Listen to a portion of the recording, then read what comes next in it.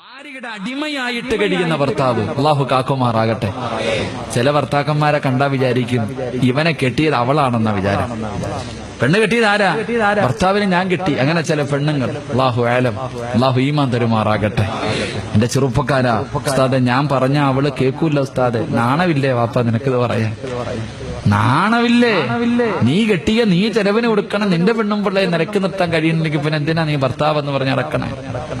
അല്ലേ? അള്ളാഹു നമുക്ക് ഈമാൻ തരുമാറാകട്ടെ. തല്ലണോന്നല്ല ഞാൻ പറഞ്ഞത്. വയല് കഴിഞ്ഞിട്ട് പള്ളി വന്ന ഇശാ നിസ്കാരം കഴിഞ്ഞിട്ട് പോകും. അല്ലാ അസറിന് വന്നതാ. അസറിന് വന്നാ പിന്നെ പടച്ചവന് അസർ മുതൽ മഗ്രിബ് വരെ പള്ളിയിൽ സലാത്തും പറഞ്ഞ് മഗ്രിബ് നിസ്കാരം കഴിഞ്ഞ് ഖുർആൻ ഓതി ഹദ്ദാദ് ഓതി ഇശായി നിസ്കാരം കഴിഞ്ഞിട്ട് വീട്ടിൽ പോണ. പോകുമ്പോ അല്ലാ കാലിന്റെ മോളിൽ കാലും കെറ്റിയിട്ട് ടിവിയുടെ ഫ്രണ്ടിൽ ഇരിക്കുക ആമിന, രാജാവ് റാണി ഇരിക്കണ പോലെ.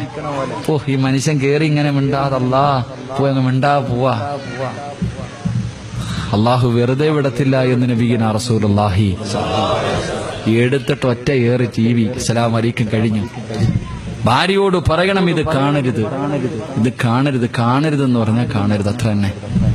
എടുത്ത് കളയണം എന്ന് നിന്റെ നീ ഉസ്താന്റെ അടുക്ക പോയിട്ട് പറയല്ലോ ഉസ്താദെ വീട്ടില് സമാധാനമല്ലോ ഉസ്താദെ, കന്നിമൂലയ്ക്ക് എന്തോ കുഴപ്പം. കന്നിയുടെ മൂലയ്ക്കല്ല കുഴപ്പം, പറയണില്ല. കന്നിമൂല നിന്റെ വീട്ടിനകത്ത് ഒരു കാലത്തും ബർക്കത്ത് എങ്ങനെ ഉണ്ടാകാനാ? ആ ശൈത്താൻ പെട്ടി എടുത്ത് കള, ബർക്കത്തുണ്ടാകും നിന്റെ വീട്ടില്. അള്ളാഹു ഈമാൻ തരുമാറാകട്ടെ. എടുത്ത് കളയണം. ഇസ്ലാം പറയുന്നില്ല നീ പറയുന്നത് അനുസരിക്കാത്ത ഭാര്യയ്ക്ക് ചെലവിന് കൊടുക്കാൻ ഒരു ദീനും പറയുന്നില്ല. നീ പറയുന്നത് കാണണ്ടെന്ന് പറഞ്ഞാൽ കാണണ്ട, കാണും. 5 നയാ പൈസ നീ ചെലവിന് കൊടുക്കണ്ട. അള്ളാഹു ഈമാൻ തരുമാറാകട്ടെ.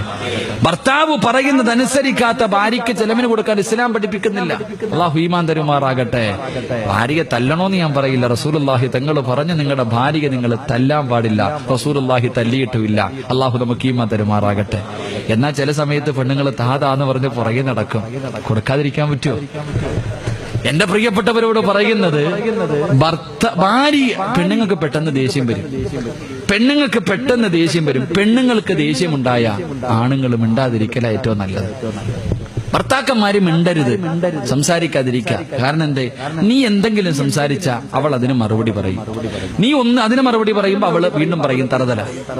അവസാനം പറഞ്ഞു പിന്നെ പറച്ചിലൊന്നുമില്ല, പെടലിക്കൊന്ന് കൊടുക്കും. കൊണ്ട മേടിച്ചോണ്ട് എങ്ങും പോയിരിക്കില്ല. പിന്നെയും താതാന്ന് പറഞ്ഞ് പുറകെ നടക്കും.